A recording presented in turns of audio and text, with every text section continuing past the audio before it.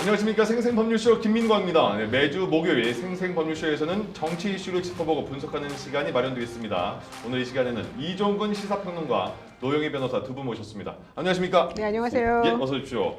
자, 오늘 선거에 대해서 그리고 여야 당대표에 대해서 얘기할 텐데 잠시 후에 얘기 나눠보겠습니다. 그리고 지금 이 방송은 유튜브를 통해서 실시간으로 함께 방송이 되고 있으니까요. 많은 시청 부탁드리겠습니다. 유튜브를 통한 소통의 창구도 열어두겠습니다. 여러분은 지금 생생법률쇼를 함께하고 계십니다.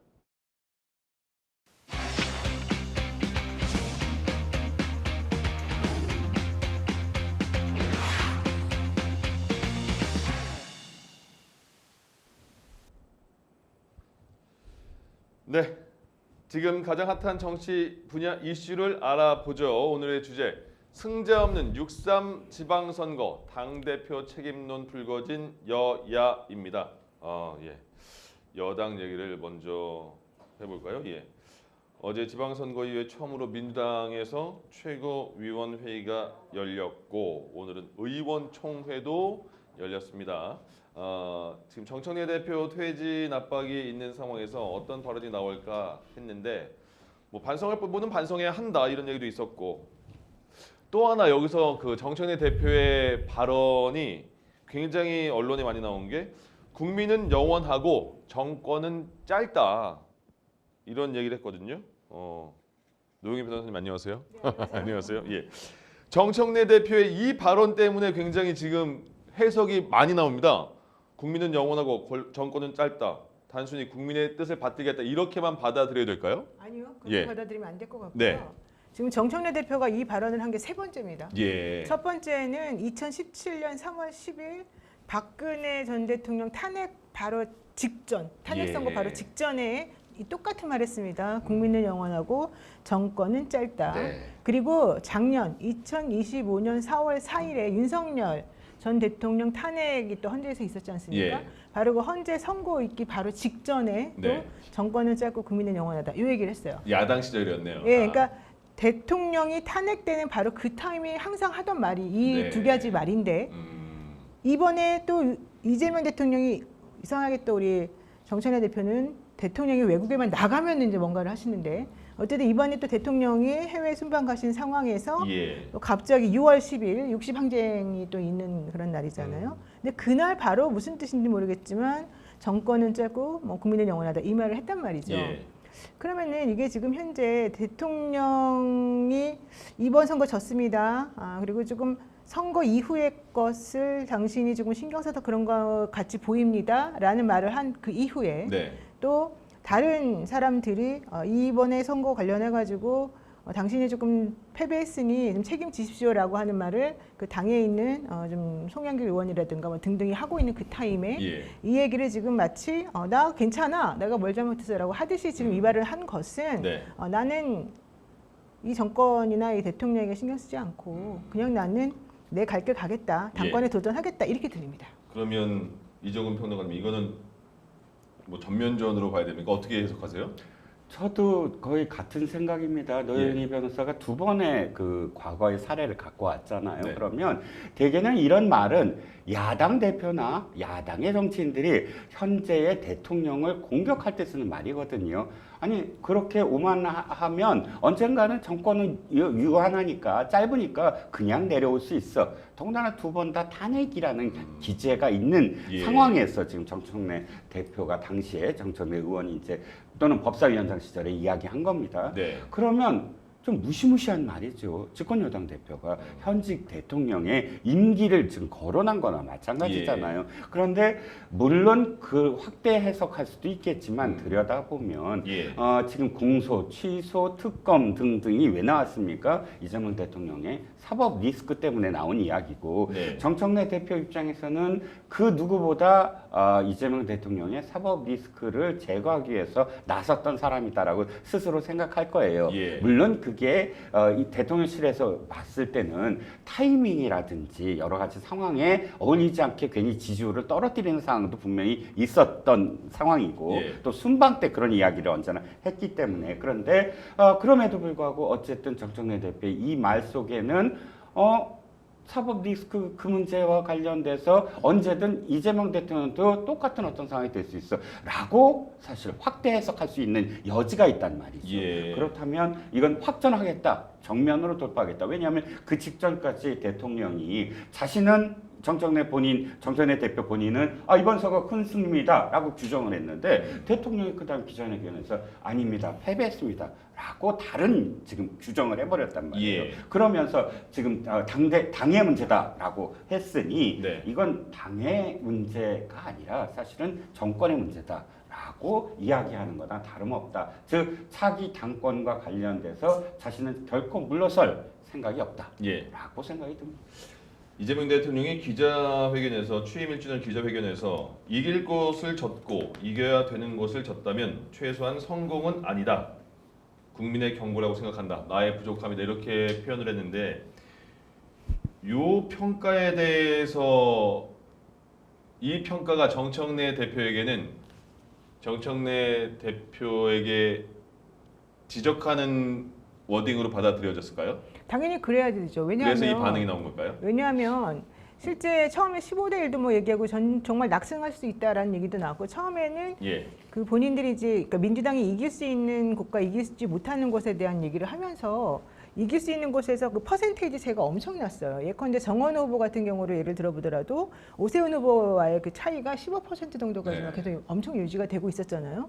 그런데 이번엔 오히려 적고 그 다음에 뭐 대통령이 성남시장이었는데 성남시장도 네. 적고 안산은 전통적인 민주당 지지층이 모여 있는 곳인데 안산시장도 네. 적고 하남도 적고 뭐 이제 이광재 의원이야 이겼지만은 하남시장도 적고 뭐 전체적으로 부산 북갑 하정우 수석도 적고 지금 용인도 적고 그러니까 이길 수 있는 곳은 다 이렇게 적고요. 그다음에 예. 또 하나는 이긴 곳도 아주 신승이 돼 버렸어요. 그러니까 처음에 이렇게 많이 벌어졌었던 것이 붙어가지고 이제 이기는 겨우겨우 이기는 예. 그러면은 그 누가 보더라도 12대4가 중요한 게 아니라 전체적으로 국회의원 보궐 숫자도 4개나 내줬고 네.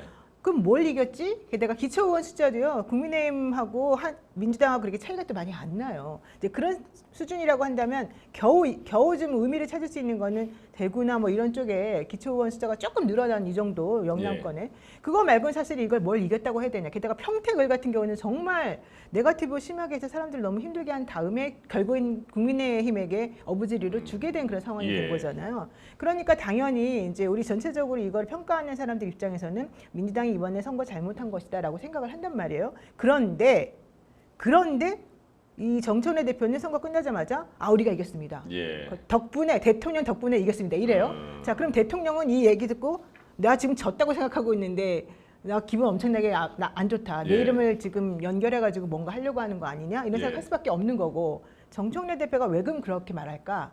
정청래 대표는 자기가 이 지도부였기 때문에 자기가 책임을 져야 되는 사람인데 이걸 졌다 그러는 순간 내려와야 돼요. 책임을 지고. 네. 근데 본인은 사실은 이걸 만약에 당대표를 내려놓게 되면 본인이 설 수 있는 위치가 사실 이제 없어져요. 예. 앞으로 또 뭐 공천을 받을 수 있을지도 모르고 또 내부적으로 이게 국회의원들 사이에서 개파가 있는 것도 아니고 그렇다라고 한다면 내가 믿을 건 당원들밖에 없고 나는 여기에서 결국에는 이 선거는 승리로 했다라고 규정을 짓고 예. 그냥 끝까지 가야 된다 이렇게 생각하지 않았을까? 그러면 대통령이나 이런 쪽에서 보자면 뭐 하자는 거지?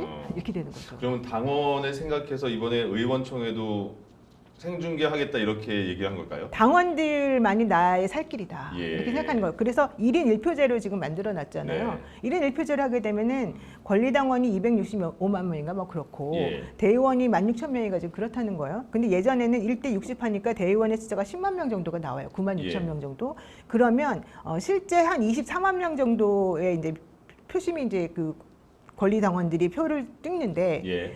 예전 같으면 그 숫자도 원래 적었지만 대의원들만 사실 잡으면은 이기는 상황이 돼버렸어요. 네. 근데 이제는 1인 1표제를 하고 나니까 200 몇십만을 이길 수가 없어요. 예. 그런데다가 대의원들은 아무 소용이 없어졌어요. 그러면 결국에는 나는 권리당원들에게 인기가 좋으니 당원들에게 내가 지난번에 해놨던 1인 1표제를 이용해가지고 나는 계속해서 자리매김해야 되겠다라고 생각할 수밖에 없지 않을까. 예. 누가 보더라도 그렇게 판단하는 게 맞지 않나 봅니다. 이재명 대통령의 기자회견에서 지방선거의 평가를 정청래 대표의 책임으로 약간의 책임을 지라는 그런 뉘앙스라는 해석이라면 그리고 이런 말에 대해서 정청래 대표가 근데 국민은 영원하고 정권은 짧다. 이렇게 우리가 이렇게 여러 가지 해석을 나올 정도의 말을 한 거는 이종훈 평론가님 어떻게 받아들여야 돼요? 정청래 대표가 대통령에게 이렇게 약간의 그런 이렇게 강한 발언을 했다고 봐야 되면 왜 이런 결정을 했을까요?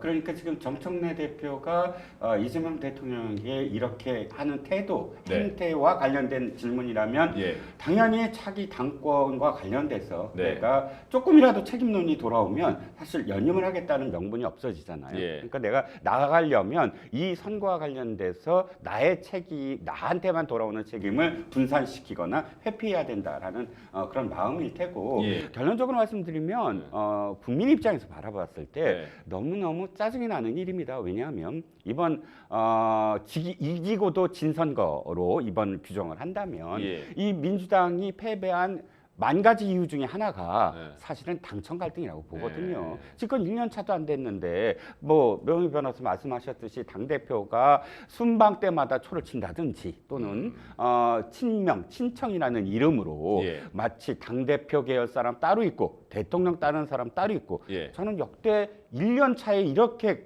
갈라쳐서 서로 싸우는 것처럼 보여진 정권이 없었어요. 예. 그러니까 지금 바로 1년 차에 허니문 선거로 싹쓸이해야 되는데 못했잖아요. 그럼 그 이유 중에 하나가 바로 이런 갈등 때문이에요. 예. 근데 끝나자마자 내 탓이오가 아니라 니 탓이오로 가고 있단 말이죠. 네. 그러면 최악의 상황인 거 양쪽 다 압니다. 아는데도 왜 그럴까요? 예. 어쨌든 절체절명이에요. 왜냐하면 이 역대 그 대통령의 1년 차가 사실 비슷한 경우가 되게 많았거든요. 네. 이번이 처음은 아니에요. 노무현 대통령 생각해 보면 노무현 대통령이 열린우리당의 대통령이잖아요. 예. 아니에요. 새천년 민주당이 대통령이었어요. 새천년 민주당의 대통령 후보였어요. 예. 그리고 새천년 민주당이 집권 여당이었어요. 결과가 어떻게 되죠?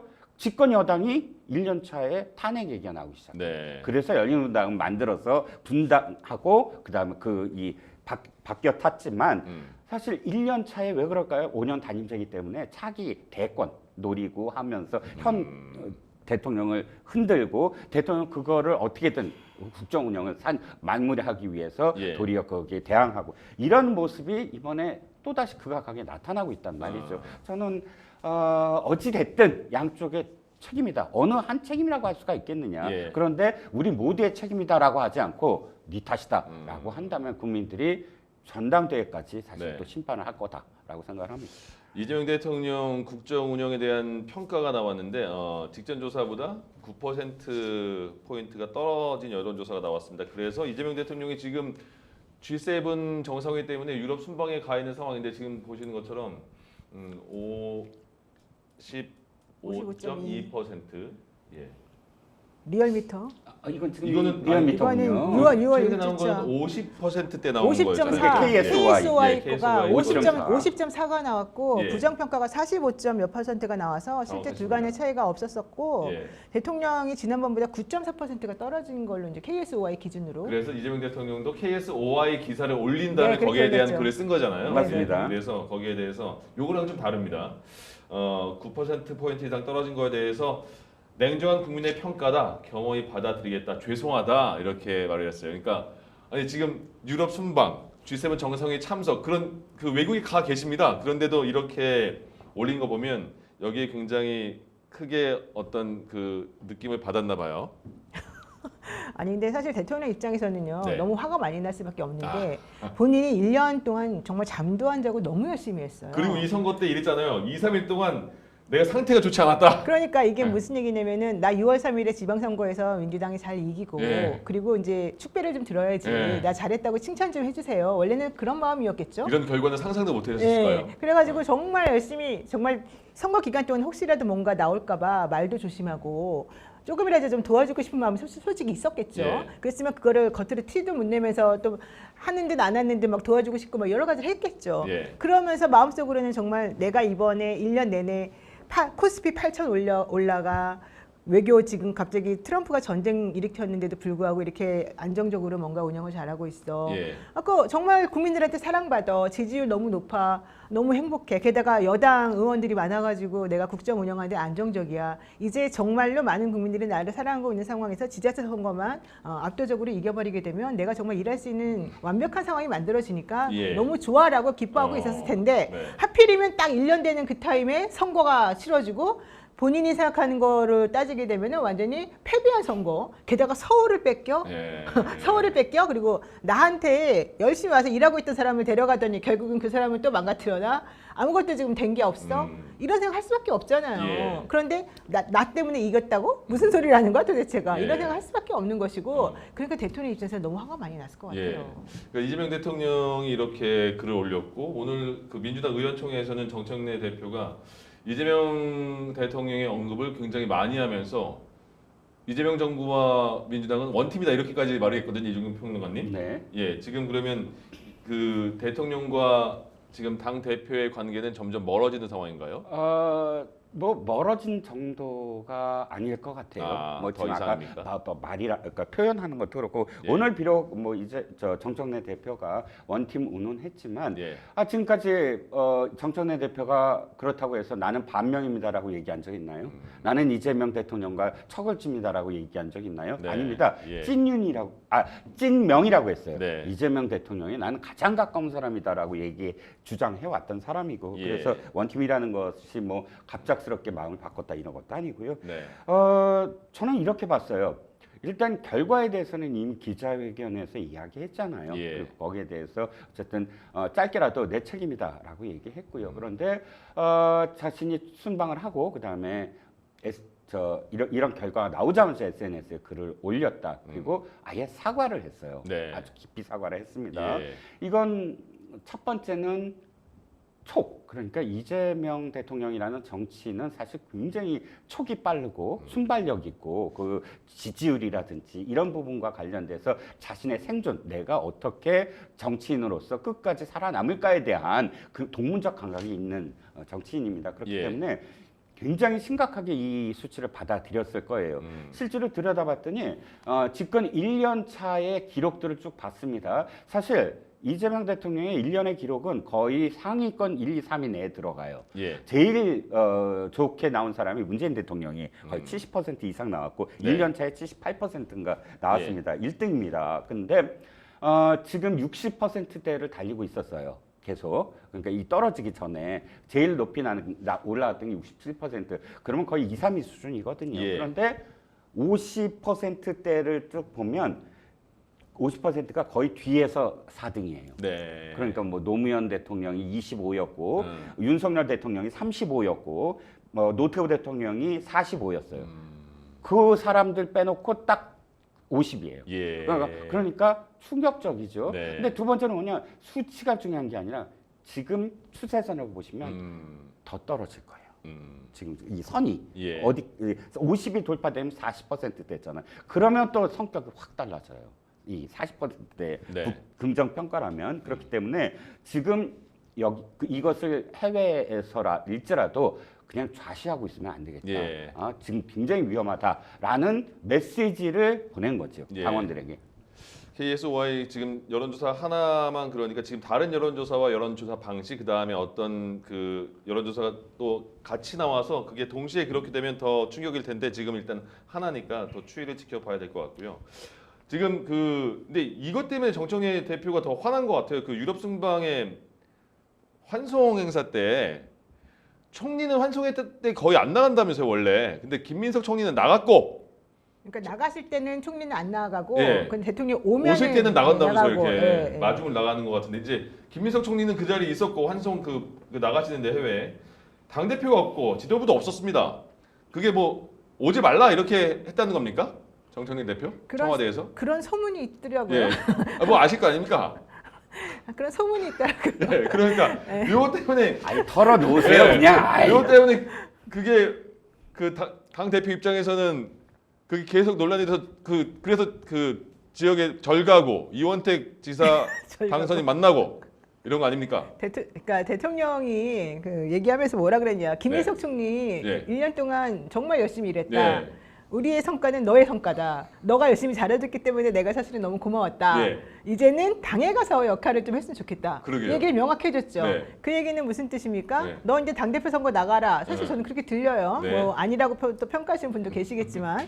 자, 그런 상황이야. 자, 예. 정청래 대표 입장에서는 예. 이게 뭐야? 지금 나 엿먹으라는 거야. 이렇게 어. 생각할 수가 있죠. 네. 그런데다가 그동안에 정청래 대표가 뭐 악수를 오래 했네 길게 했네 뭐 화면에 잡혔네 안 잡혔네 이런 얘기는 했어도 예. 대통령이 어디 가실 때 안 나가가지고 이렇게 한 적은 없었어요. 네. 근데 이번에 청와대에서 그러잖아요. 우리 간촐하게 하려고 간소하게 하려고 오지 말라 그랬다. 예. 그 얘기는 뭐야 나 오지 말라고 지금 이제 딱 전 선을 그어버리는 거야. 나 갈 수도 없게. 네. 이런 상황이 좀 창피하다. 이런 생각 할 수 있는 거잖아요. 예. 누구라도. 그런 상황인데다가 물론 청와대에서는 강훈식 실장이 그거 아니다. 네. 김민석 총리가 온 것은 업무상으로 뭐 얘기할 것도 있었기 때문에 오신 것일 뿐이고 예. 당신이 오지 못한 것하고 아무 상관이 없는 것이다. 음. 말은 해줬어도 네. 그 누가 보더라도 이거는 너무 명확한 메시지를 지금 주고 있는 거 아닌가. 예. 또 내지는 그런 의도는 아니었다 하더라도 그렇게 해석이 되게끔 상황을 만든 거 아닌가. 예. 그런데다가 나는 이겼다고 했더니 대통령이 거기서 너 졌잖아 미안해 이렇게 말을 해버리면 어쩌라는 거야. 예. 그러니까 이제 이 상황에서 나는 그러면 어떻게 해야 되나 하셨을 거예요. 예. 그러면서 본인이 이제 사실 민심을 추스릴 수 있는 곳이 결국 당원들의 또 앞으로 이제 당대표가 제일 중요하니까 네. 당대표 선거에서 사실은 가장 자기에게 위협이 되면서도 자기가 뭔가 좀 열심히 쏟았던 곳이 전북이란 말이에요. 예. 그리고 전북과 호남에 있는 권리당원의 퍼센테이지가 전체 퍼센테이지 33%예요. 그렇기 때문에 이번에 우리 정청래 대표는 거기에 되게 신경을 많이 쓴 사람이고 예. 그러면 이제 내가 해야 될 것은 대통령 신경 쓸 것보다도 네. 나는 결국은 당원밖에 믿을 수 있는 곳이 없으니 당원들을 추스려야 되겠다고 생각한 것으로 보입니다. 예. 지금 이렇게 생각을 하시는 분이 많으신 것 같은데 그래서 국민의힘 쪽에서는 이거 대통령의 당무 개입이다 이렇게 말이 나오는데 그렇게 생각해도 되는 상황입니까? 대통령의 당무 개입 저는 이렇게 생각을 해요. 예. 사실 당무 개입이죠. 예. 예를 들자면 이게 윤한 갈등이랑 똑같은 거예요. 윤석열 대통령 때도 네. 찐윤들만 4명을 뭐 부부 동반을 해서 청와대에 초청을 해서 아예 그것도 만천하에 공개를 해요. 예. 공개를 해갖고 뭐 이렇게 같이 저녁을 먹었다. 그런데 그때가 갈등이 막 뭐 당과도 있었을 그런 시기들이거든요. 예. 그러니까 내가 이 사람들을 편애해. 이 사람들이 내 뜻을 받들고 있어라고 보여주는 방법 중에 하나잖아요. 네. 그러니까 사실 그때도 저는 대단히 나쁜 정치다라고 표현했어요. 그렇게 예. 노골적으로 공신들을 누구누구가 나의 가장 가까운 사람이라고 만천하에 공개하면 예. 그 다음에 어떻게 됩니까? 줄을 서요. 우리 조선시대 때도 그렇잖아요. 영의정, 좌의정만 뭐 편애하고 우의정을 편애하지 않으면 우의정 집은 아무도 안 오는데 뭐 그 다 문전 식객들이 뭐 선물 들고 난리가 났잖아요. 예. 똑같습니다. 그런데 지금 이 상황도 국민들이 보기에 얼마나 협량의 정치입니까? 대통령이 아무리 겉으로 정말 믿고 그렇더라도 어쨌든 부를 때 같이 불러야 되고 예. 아니면 둘 다 안 부르든지 해서 공평하다라는 것을 보여야 되고 마음의 속내를 보여서는 안 되는 거고 또는 마음이 없더라도 그런 오해를 낳게 하면 안 되는 거고요. 예. 또 저 당대표도 마찬가지입니다. 그러면 대통령이 그렇게 하더라도 당대표가 보다 더 포용의 어떤 느낌을 갖고 예. 아니 나는 원래부터 천우사 갈 약속이 있었거든요. 안 부르시든 상관없어요. 라는 식으로 태도를 보이는 것도 예. 그렇게 좋아 보이지 않는다. 두 분 다 협량의 정치를 예. 거의 끝판으로 보여주고 있는 게 아니냐라는 생각입니다. 민주당 이지은 대변인도 지금 그 당대표와 관련해서 윤석열 전 대통령과 비교해서 이제 사임을 한 그런 상황이 됐고 지선 얘기 잠깐만 이거 짚어볼게요. 이 대통령이 기자회견에서 서울 부동산 가격 상승 압력을 잘 막아왔다고 생각한다 이렇게 했는데 뭐 김종인 전 비대위원장도 그렇고 여기에 대한 평가가 다른 것 같거든요. 이거는 대통령의 이 상황 인식은 어떻게 봐야 될까요? 대통령 입장에서는 그렇게 말할 수밖에 없어요. 네. 왜냐하면 본인이 부동산 가격 상승 압력 내지는 부동산을 잡겠다는 얘기를 사실은 했었었고 예.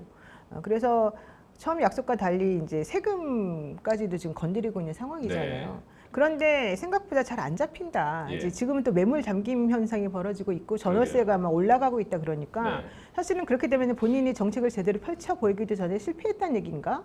그리고 이제 본인이 사실은 이번 선거 바로 직전에 또 세금 내지는 부동산의 그 혜택 줬던 것들에 대해서 얘기를 하는 바람에 예. 사실은 이 한강벨트 쪽이 전체적으로 빨간 색깔이 막 쫙 펼쳐졌단 말이에요. 근데 예. 그 선거가 그런 식으로 된 게 2010년도에 한명숙 전 총리가 그때 오세훈 시장하고 붙어서 서울시장 나왔을 때하고 예. 똑같아요, 모양이.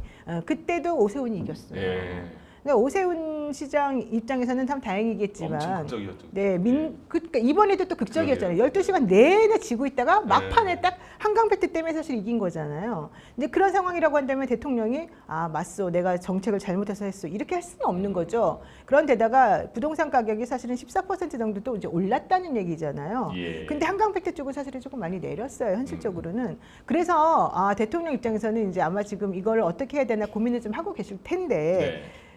그렇지만 저희들이 이제 판단하기로는 이 부동산 관련된 문제가 사실은 이 강남이든 뭐 한강벨트든 또 혹은 다른 쪽도 마찬가지로 저는 되게 중요하다, 서울 시민에게 있어서는. 예. 그래서 저는 이번에 어느 정도 영향을 미쳤을 거라고 보는 게 좀 객관적이지 않을까 그렇게 생각해요. 이재명 대통령도 기자회견에서 부동산 문제는 상수였다 이렇게 언급을 했는데 그 지금 오세훈 시장이 다시 된 게 부동산 문제가 컸다 이런 그 평가가 나오는 상황에서 이재명 대통령의 이 언급은 어떻게 봐야 됩니까?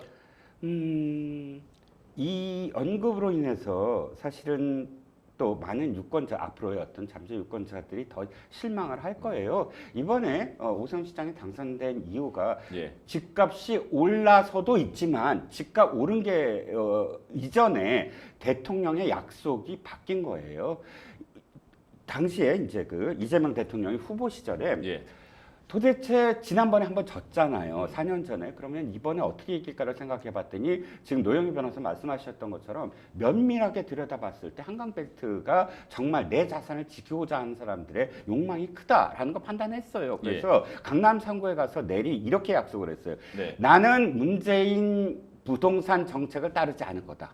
그리고 특히 고속버스 터미널 유세에서 이렇게 얘기했어요. 나는 공급 위주의 정책을 펼칠 네. 거다. 결코 세금으로 건드리지 않겠다. 부동산 값을 잡지 않겠다. 예. 이게 몇 번에 걸쳐서 얘기했지만 그날 가장 확실하게 얘기한 날이거든요. 그리고 어떻게 됐습니까? 확실하게 강남 3구가 이전에 4년 전보다 올랐어요. 예. 그 약속을 믿었다고 생각을 해요, 저는. 그런데 어떻게 됐습니까? 당선된 지 4개월 만에 10월 15일부터 그 돌아가는 어떤 그런 정책은 세금으로 잡겠다잖아요. 더 강하게. 그렇게 지금 계속 신호를 보내고 있잖아요. 예. 그런데 실제로 지금 뭐 10% 이상 뭐 1년간 안 잡히고 더 올랐다라는 부동산원 기록도 지금 나오고 있고요. 예. 그러다 보니까 저는 부동산을 어떻게 한다 안 한다가 중요한 게 아니라 이번 선거 결과에 대해서 물론 당이 참 잘못했습니다. 제가 보기에는 빨간불이 나왔는데도 이것을 중간에 이 정말 다르게 이 플랜 B, 플랜 C로 대응하는 순발력이 민주당은 있었어요. 근데 예. 민주당은 그게 안 보였어요. 너무 오만했다거나 전략적으로 했다거나 공천 잘못했다거나 당이 책임져야 될 거 많죠. 예. 정청래 대표가 얘기했어요. 나는 이번 지선에 모든 걸 걸겠다. 네. 이건 뭐예요? 내가 다 책임지겠다는 거잖아요. 책임 분명히 있어. 그런데 여기에 사실은 대통령의 국정 기조도 예. 유권자들의 판단을 이번에 한 거잖아요. 그렇다면 내가 나의 국정 기조도 되돌아보겠다 정도의 네. 어떤 멘트는 해야 된다라는 겁니다. 근데 나는 무조건 옳았다라고만 한다면 그것도 역시 청청래 대표가 난 큰 승리라고 생각한다는 것과 예. 축을 같이 하는 괴를 같이 하는 느낌이다라는 겁니다. 알겠습니다. 민주당 당대표 선거가 이제 전당대회 8월 17일인가요? 그때 결정이 됐습니다. 얼마 안 남았죠. 그러니까 두 분이 지금 후보군이 누군지 어느 쪽으로 방향이 갈 것인지를 전망해 주세요. 그 민주당 후보군이 지금 정청래 대표가 나올 것인지 일단 다시 그다음에 김민석 총리 얘기 나오고 송영길 의원 얘기도 나오잖아요. 어떻게 생각하세요? 나올 것 같아요. 셋 다 나오고. 네, 그럼 근데 흐름은요? 흐름은 나오는데 네. 지금 정청래 대표가 송영길 의원에 대해서 해당 행위 관련해 가지고 뭔가 징계를 하겠다 이런 그래요? 얘기가 좀 전에 이제 나왔어요. 아, 근데 이제 그렇게 되면은 사실은 또 나올 수 있을지 없을지 예. 잘 모르겠어요. 근데 그렇게 되면 오히려 더 반발을 사게 될 가능성이 조금 있거든요. 네네. 왜냐하면 조국혁신당을 또 도왔던 사람들에 대해서는 해당 행위를 또 지금 묻고 있지 않거든요. 예. 그건 또 공정하지 않아요. 그래서 그런 모든 것들이 아마 다 같이 영향을 미칠 텐데 만약에 이제 그런 식으로 좀 편파적으로 또 이 징계 문제까지 연결이 된다 그러면 네. 송영길 후보는 의원은 못 나온다 하더라도 송영길 의원을 위시해서 이 상황에 대해서 불만을 가진 사람들은 오히려 김민석 총리 쪽으로 더 힘을 실어줄 가능성이 이제 생겨버리는 거죠. 예. 여기에다가 지금 김용민 의원도 나온다는 얘기가 있어요. 아 그래요? 네.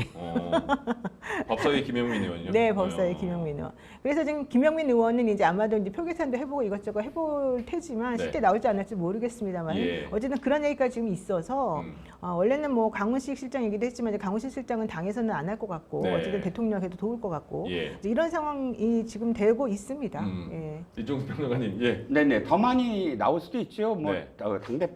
당대표가 되겠다. 전당대회는 보통 한뭐 5, 6명에서 7, 8명 정도 일단 나오니까. 근데 예. 중요한 건 양강 체제라는 거, 양강 구도인데 왜 여론조사에 그런 거 있잖아요. 유권자들한테 내일이 당장 투표일이면 네네. 누가 당선될 네. 것 같으냐 이런 그 질문이랑 똑같이 지금 당장 전당대회가 열린다면 누가 될 것 같으냐라고 물으신다면 예. 당연히 정청래 대표 쪽이 유리하다. 예. 그건 뭐냐면 지금의 어떤 권리당원을 1대1 체제로 했잖아요. 네네. 그 비율로 계산을 하고 했을 때 분석을 하면 되게 지난번 박찬대 지금은 시장 박찬대 의원하고도 한번 전당대회에서 맞붙었을 때 그때 표가 60%대가 이제 그 득표율이 그 정청래 후보한테 갔고 30%대가 박찬대 후보한테 갔어요. 예. 그게 어쨌든 박찬대 후보도 명픽이란 거 다 알고 있는 상황에서 물론 적극적으로 고생했다, 훌륭하다 이런 소리는 안 했을지언정 그런데도 불구하고 60대 30 나왔는데 예. 그때보다 권리당원 체제가 훨씬 더 강화됐어요. 1대1 체제로 하기 때문에 현재 정청래 대표의 발언이 수위가 이렇게 높은 것도 믿는 구석이 있다. 바로 그런 권리당원 그리고 대의원을 1대1로 그냥 등가해서 예. 만든 것. 그런데 그렇기 때문에 네. 현재 단계에서 당장 한다면 당연히 정청래 대표한테 유리하다. 하지만 정치는 생물이잖아요. 예. 앞으로 1개월 보름 동안 당연히 김민석 후보 측에서도 이것을 어떻게 돌파할까 바람으로 뭐 구도로 어떻게 네. 돌파할까를 고민을 하겠죠. 알겠습니다. 지금 일단 정부와 여당 상황을 알아봤습니다. 여러분은 지금 생생법률쇼를 함께하고 계십니다.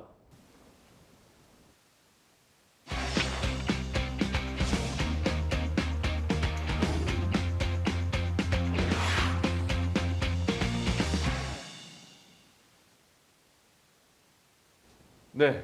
국민의힘은 이제 당대표는 한 1년 정도 더 남은 것 같고요. 전당대회가. 어제 원내대표를 뽑았습니다. 자, 정점식 의원이 됐는데 정점식, 성일종, 김도읍 이렇게 의원 중에서 정점식 의원은 당권파다, 뭐 친윤계다 이렇게 분류가 되고 중간이 성일종, 그다음에 그 반대쪽이 그 김도읍 의원이다. 그래서 이 원내대표 선거 결과를 보면 앞으로 국민의힘의 그 변화 방향성을 알 것이다 이렇게 예측이 됐는데 먼저 이정근 평론가님, 정점식 의원이 당선이 됐는데 최종에서 7표 차이였어요. 네네. 그럼 지금 국민의힘 그 분위기를 어떻게 봐야 될까요?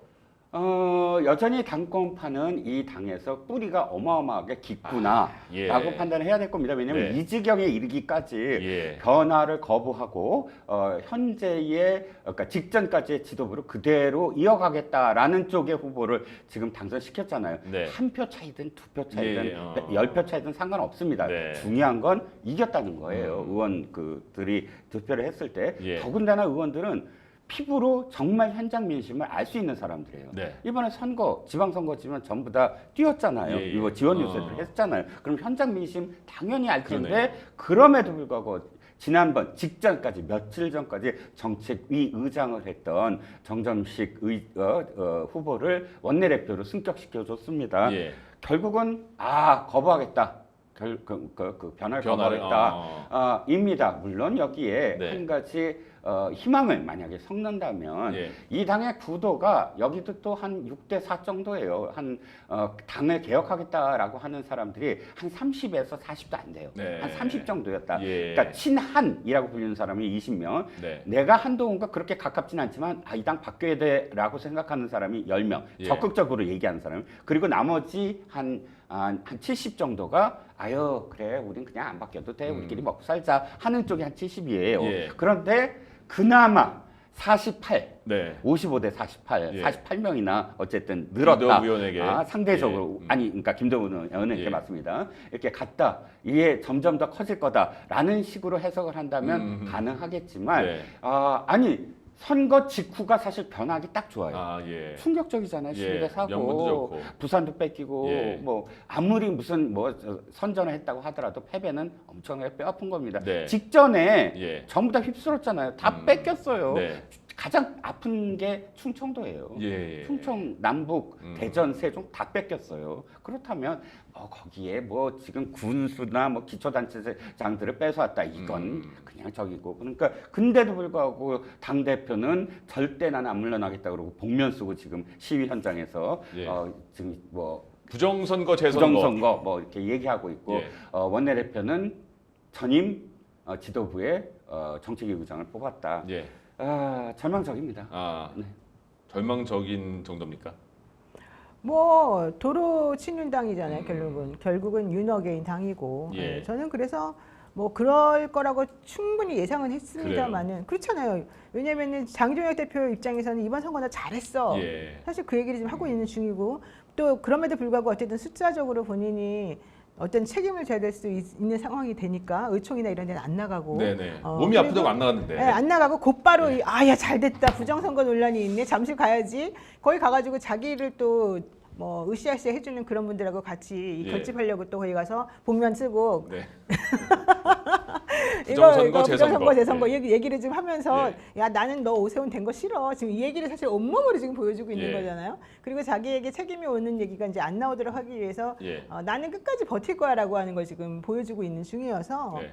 그런 상황에서 김도읍, 성일종 그다음에 정점식 세 명이 나왔을 때 예. 저는 정점식 의원이 될 거라고 지금 봤어요. 왜냐하면은 어쨌든 뿌리 깊은 영남 당들은 영남에 계신 의원들은 이번 선거에서 특별히 자기네들이 졌다고 생각하지 않거든요. 다 예. 이겼거든요. 그런 상황에서 보자고 한다면은 결국에는 한동훈을 복당시키는 거에 대해서는 다들 아직 너무 빠르기도 하고 그래서 한동훈도 복당 안 시키려고 또 예. 그런 의제가 나오지 않게 하려고 일부러 빨리 지금 이 송혜성 원내대표가 빠져버렸다 이런 예. 얘기도 있잖아요. 이제 그렇게 되면 전체적으로는 다 전략과 이 계산에 맞춰가지고 이게 다 진행이 된 거라서 예. 뭐 이렇게 될 줄 알았다. 그런데 여기서 한 가지 좀 이 장도혁 대표에게 아쉬운 건 네. 섭섭한 거, 그러니까 속상한 건 본인 입장에서 좀 네. 안타까운 거는 나는 어쨌든 내년 7월이 나의 그 임기 끝나는 날이고 내가 결국에는 공천권을 못 가지는구나. 예. 근데 이게 사실은 제일 속상하겠죠. 자기가 공천권만 가질 수 있다면 아주 정말 예. 너무 행복하겠죠. 다 휘두를 수 있는데. 왜냐면 책임 당원들이 이렇게 많이 늘어난 상황에서 예. 결국은 다 나를 찍어줄 거다라고 생각할 거 아닙니까? 거기도 1인 1표제니까. 예. 근데 그런 상황에서 좀 속상하겠지만 그래도 아직 나에겐 1년이라는 시간이 있어. 예. 게다가 원내대표도 내 편이야. 물론 뭐 둘이 아주 친하진 않은 걸로 지금 알고 있습니다만. 네. 예, 그러니까 친한 것처럼 보이지만 또 친하진 않아요. 근데 예. 거기다가 일단 한동훈만 못 들어오게 막아놓으면 네. 그리고 오세훈은 시장되긴 했지만 그래도 원내에 들어온 건 아니니까 예. 일단 나에게는 1년이라고 하는 시간 동안에 뭔가 바꿀 수 있다 이렇게 생각하는 것 같아요. 예. 그 장동혁 대표에 대한 그 지방선거의 책임론 때문에 사퇴론이 나오고 있는 상황인 것 같은데 장동혁 대표는 절대 안 물러나지. 마음이 사퇴할 마음도 없고 만약에 정점식 그 원내대표가 된다면 그 사퇴는 조금 더 멀어지는 겁니까? 그리고 한동훈 의원은 복당하는 것도 훨씬 멀어지는 상황이 된 건가요? 이렇게 판단해야 될 것 같습니다. 장동혁 대표 체제가 장동혁이라는 그 야당 대표의 카리스마와 네. 또는 리더십 때문에 유지되는 게 아니거든요. 이 정당은 언제나 지금까지 이래 왔습니다. 기득권 그룹들이 있어요. 보통 정치 머신이라고 하는 예. 그런 중진 기득권 그룹들이 그대로 그냥 대표를 갈아치우는 형식이었다. 예. 사실 김기현 후보 기억하시겠지만 네네. 3%도 안 됐어요. 근데 예. 장제원 의원이 뭐 김장연대니 뭐니 하면서 쭉 끌어올리는 어떤 모습이었어요. 그런데 어떻게 됐습니까? 쓸모가 다하자 바로 끌어내렸잖아요. 네. 그때 당시에 어떻게 했습니까? 김기현 대표 여기저기 피해 다녔어요. 지방 막 피해 다니고 그러다가 어쨌든 자기 의원 그 선거구는 지키고 네네. 대표를 내려놓는 걸로 딜을 했지요. 예. 저는 장동혁 대표의 지금 앞날도 1년 아닐 수도 있다. 저는 정점식 의장이 왜 이렇게 빨리 나와서 원내대표가 됐느냐라고 생각을 하면 네. 만약에 점점 더 목소리가 커지고 의총에서 해서 전당원 투표까지 만약에 가서 네. 끌어내려지면 비대위 체제를 했을 때 예. 원내대표가 겸임할 수 있어요. 비대위원장을. 예. 그리고 몇 개월을 하면서 전체적으로 이 스펀지처럼 이런 어떤 반대 의견, 이 당의 개혁 의견을 완화시키겠다라는 그런 의도가 있는 게 아니냐. 왜냐하면 지금 예. 최근에 김기현 의원이나 나경원 의원이나 많은 이쪽 그 기득권 의원들이 네. 아 장동혁 체제 안 되겠다, 장동혁 대표 안 되겠다 이런 목소리를 내고 있거든요. 예. 그래서 저는 장동혁 대표가 지금 계속 7월까지 가겠다는 건 장동혁 대표만의 꿈이 아닐까라는 생각도 합니다. 근데 장동혁 대표가 만약에 이 자리에서 내려오려고 한다면 본인이 스스로 사퇴하거나 네. 아니면은 최고위원들이 다 4명 이상이 사퇴를 해야 되는 건데요. 방법이 그 방법밖에 없죠. 네, 근데 지금 현재 최고위원들은 거의 우재준 의원 빼놓고는 제가 알기로는 양양자 의원까지도 본인이 최고위원 자리를 내려올 생각이 없어요. 예. 왜냐하면 최고위원 자리에서 내려오게 되면 사실 그들은 전부 다 정치적으로 백수예요, 말하자면. 그러니까 조강한 최고도 마찬가지고 네네, 그렇죠. 김민수 최고도 마찬가지고 예. 거기서 지금 의원 자격을 가지면서 최고위원에 지금 있는 사람이 지금 누가 있어요? 우재준밖에 사실은 없는 거 아닙니까? 김대원 최고도 마찬가지고. 네네. 그러면은 4명을 채울 수가 없어요. 예. 그래서 물론 이제 너무 이렇게 압력이 세진다거나 무슨 큰 잘못을 저질러 가지고 사람들이 이 사람을 못 견디게 할 정도라면 모르겠지만 예. 그렇지 않다면 끝까지 버틸 가능성은 사실 많이 있다 이렇게 보여집니다. 그래서 당 네. 기득권자들이 생각해낸 묘수가 예. 전당원 투표거든요. 아. 이 전당원 투표가 원내대표가 어쨌든 발의를 하고 예. 하면서 분위기 잡아갖고 최고위에서 이거밖에 없다. 이거를 재신임 받자라고 네. 설득을 하든지 뭐 하든지 지지율이 지금 10% 15% 밑으로 계속 떨어지면 방법이 없거든요. 예. 재신임 받자라는 네. 식으로 해서 전당원 투표를 했는데 거기서 만약에 무너지면 예. 비대위로 가는 거죠. 그래서 그거 해도 괜찮다고 생각하는 게 바로 장도혁 대표예요. 예. 내가 대표된 다음에 엄청나게 많은 사람들이 책임당원으로 들어왔어. 그들은 다 내 편이야. 예. 그리고 그들은 전부 다 극우적인 성격의 사람들이야. 그들을 결집시켜 놨어. 그래서 예. 재심 묻자. 걱정하지 마. 나 할 수 있어. 라고 지금 보여주고 있습니다. 그러면 한동훈 의원은 복당 안 됩니까? 1년까지는. 그런데 예. 한동훈 후보가 지금 복당에 대해서 별 관심이 없어요. 예. 관심이 없을 수밖에 예. 없는 게 일단 급하지 않다. 급하지 않다. 어차피 이 지금 지도부가 바뀌지 아니하면 지도부가 늘 한동훈 비토를 하고 있는데 내가 여기서 나를 복당시켜 달라라고 할 이유가 네. 물건만큼도 없고 또 한 가지는 여지가 굉장히 많아요, 솔직히. 예. 그래서 뭐 복당이 끝이 아니다. 네. 지금은 자기가 들어오는 어떤 과정 속에서 굉장히 큰 어떤 서사를 만들었거든요. 예. 그렇기 때문에 몇 개월이 되든 지금 이 당의 변화를 기다리는 것이 훨씬 더 자신한테는 유리하다라고 판단할 겁니다. 여기서 그러네요. 하나의 변수는 그겁니다. 지금 윤석열 전 대통령에 대해서 공직선거법 위반으로 2년 구형이 지금 나온 상황이거든요. 네네. 만약에 여기서 유죄가 선고가 되잖아요. 선거 그렇게 되면 397억 선거 원, 비용? 예, 와, 397억 원을 이제 물어내야 되는 그런 상황이 네. 되잖아요. 그러니까는 지금 이 당이 바뀌려면 엄청나게 이 밑에서부터 흔들리는 뭔가 새로운 지각 변동이 일어나줘야 되는데 397억 원을 물론 이제 그 판결이 나온다 하더라도 항소하고 상고하니까 별로 문제 안 될 수 네. 예, 예. 있겠지만 어쨌든 1심에서 만약에 그런 선고가 나와버리게 된다면은 이거는 네. 큰일이긴 하거든요. 그러니까 그게 하나의 큰 변수가 될 수도 있어요. 그래서 그걸 모멘텀으로 해가지고 친한계 의원들이라던가 아니면 비당권파라던가 이런 분들이 목소리를 내서 예. 뭔가 좀 우리 당 바뀌어야 됩니다라고 할 수는 있겠죠. 이종훈 평론가님, 근데 아까 잠깐 언급했지만 지금 잠실 그 올림픽 공원의 핸드볼 경기장 앞에서 대학생들과 2030 청년들이 참정권을 받지 못한 훼손된 거에 대해서 정말 타당한 집회를 하고 있는 것 같거든요. 네. 근데 거기 정치인들이 참여하거나 극우 선거 음모론자, 부정론자가 참여하면서 이게 점점 퇴색되고 있는 것 같고 2030도 그걸 원하지 않는 것 같은데 거기에 장동혁 대표가 가서 마스크 쓰고 팻말을 들고 그들은 재선거만 외쳤는데 지금은 부정선거 재선거를 같이 팻말을 써서 당대표가 들고 있더라고요. 그것 때문에 오늘 그 대한가족신 예. 재선 의원 모임이죠.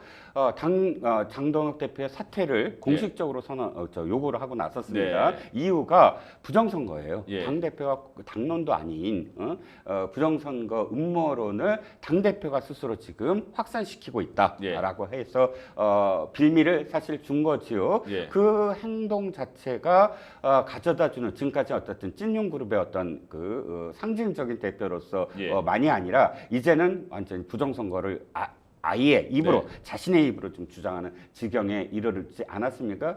장동혁 대표가 그럴 수밖에 없었다고는 생각을 해요. 왜냐하면 만약에 그 본회의장이나 의총에 참석했다가는 그야말로 지탄을 받고 물러가라 소리를 직접 들어야 되니까 예. 회피 전략인데 네. 회피한다고 해서 이 문제가 사그러지는 것도 아니고 그리고 장동혁 대표의 가장 큰 문제가 뭐냐면 야당 대표는 모든 것이 다 공개돼야 돼요. 아니면 네. 사적으로 가든지 복면한다는 건 사적으로 간 것이잖아요. 좀 근데 사복 입고 같던데. 그러면 딱 이거예요. 시민단체로 가셔라. 어. 당 대표는 아니다. 네. 당 대표는 뭐 어떤 걸 해야 되죠? 우리 당이 승리해서 이기는 것이 제일 목적이에요. 예. 모든 어떤 목적이에요. 그런데 이겼는데 네, 네. 예를 들어서 네. 오세훈 시장이 이겼어요. 한 표든 열 표든 이겼습니다. 오세훈 시장이나 혹은 지금 국민의힘이 부정선거로 획책하지 않았잖아요. 네. 정당하게 이겼잖아요. 예. 정당하게 이긴 것을 무효로 하고 재선거를 하겠다라는 건 예.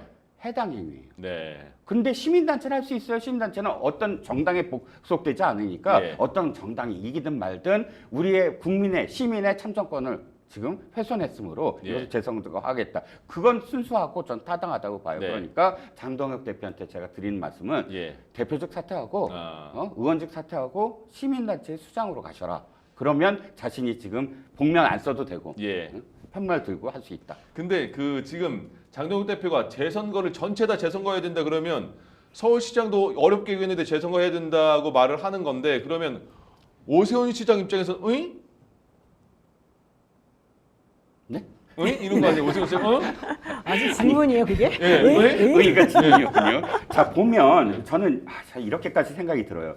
한동훈만 만약에 재선거하면 네. 나머지는 다 상관없다. 거의 그분이 그런 한동훈과 느낌이에요? 오세훈만 거의 그 어. 느낌으로 받아들여서요. 어. 말이 되지 않지요. 예. 재선거라는 건 어마어마한 비용과 어마어마한 혼돈을 야기합니다. 네. 그것을 하기 위해서는 변호사니까 잘 아시겠지만 이것을 해야만 하는 납득할 만한 이유가 있어야 돼요. 뭐 부정 선거든 아니면 무슨 음모론이 아니라 어떤 잘못된 범죄 혐의가 예. 대입됐다거나 네. 혹은 그걸 뒤집을 수 있는 어떤 이유가 확실하게 있다거나 예. 그런데 선거에서 이긴 측에서 서울시를 뭐 재선거하자 예. 이게 말이 안 되잖아요. 정원 후보가 만약에 문제 제기해서 재판부에 봤을 때 예. 그 투표소에서 만약에 정원 후보에 다 줘서 이길 수 있다면 하고 받아들여질 거예요. 네. 상식적으로도 납득이 안 가고 예. 이건 그저 유튜버들, 예. 강성 유튜버들이 주장하는 거 그대로 따라하는 거에 불과하다. 이게 91개 투표소에서 투표용지가 몇천 표가 모자랐다는 거거든요. 네. 근데 서울시장은 6만 표 이상 차이가 났어요. 그러니까요. 그러니까 그걸 다 감안했다 하더라도 현실적으로는 뒤집어지지가 않기 때문에 근데 왜 재선거를 하자는 거예요? 원래 재선거는 의미가 없어요. 그래서 오세훈 시장도 걱정을 안 해요. 예. 왜냐하면은 이 분도 판사 출신이고 장교회 네네. 대표도 그러니까 현실적으로는 이건 그냥 하는 수사에 불과하고 자기 정치하는 거다라고 생각하기 때문에 신경을 안 쓰는데 예. 이게 오히려 신경 쓰이는 사람들은 기초 의원들이라든가 그거는 바뀌시죠. 이번에 그죠. 비례 예. 의원들 이렇게 서로 좀 왔다 갔다 몇 표 차이로 달라지는 사람들은 맞아요. 오히려 예. 가능성이 좀 있죠. 그렇기 때문에 사실은 이렇게 말을 해버리게 되면 타겟이 누군가를 잘 봤을 때 원래는 오세훈 시장 등등이 타겟이겠지만 네. 실제 그 밑에서 괴로워하는 다른 사람들이 아. 많아요. 자기네 쪽에. 그래서 이거는 사실 아무 의미가 없는 얘기다라고 예. 저희들은 생각을 하고 있고요. 예. 물론 이제 그것 때문에 달라진 그분들은 되게 심각한 상황에서 네. 재선거하자고 요구할 수 있고 그거를 법원에서 받아들여질지는 또 다른 문제죠. 예. 왜냐하면 법원은 이 선관위 문제는 결국 다 판사들이 문제거든요. 예. 판사들이 위원장들이 다 우리가 판사라서. 잘못했으니 이거 다 바꿔줄게 이렇게는 안 할 거예요. 네. 예. 그러면 두 분이 마지막으로 선관위의 지금 문제점 어떻게 확 변화시켜서 정리해야 되는지 개편해야 되는지 한 말씀씩 하고 마무리 짓겠습니다. 지금 그 위철한, 그러니까 지난번에 노태학 선관위원장이 그만뒀기 때문에 네. 위철한 변호사가 선관위원으로서 직무 대행을 하고 있어요. 예. 오늘 본인이 이제 이 상황에 대해서 얘기를 했어요. 여기 바로 좀 전에 우리 방송 시작하기 전에 네. 뭐라고 했느냐? 실제 남은 투표용지가 한 4만 몇천 표가 남아 있었는데 실질적으로 이게 그쪽에 제대로 이제 전달이 못 되고 이런 부분은 잘못됐거든요. 예. 문제가 많다. 네. 그런데 이게 부정선거 논란, 표가 너무 많이 남아 있으면 또 부정선거 논란에 휩싸이기 때문에 옛날에 그랬던 것 같다. 그러니까요. 예. 왜냐하면 이제 이분은 자기가 선관위에 들어간 지 얼마 안 됐기 예. 때문에 이런 결정하는 데서 사실 아무 영향을 못 미쳤거든요. 그러니까 네. 이제 본인 생각을 그렇게 얘기를 한 건데 저는 그래서 지금 현재 이 조직을 생각해 보게 되면 예. 결국에는 판사들이 선관위원장 자리를 지금 맡고 있긴 하지만 네. 비상임이고 예. 모든 실무는 전부 다 늘공들이 다 맡고 있어요. 그래서 그들에게 어떤 영향력을 행사하지 못하고 이 조직을 예. 강하게 잡지 못해요.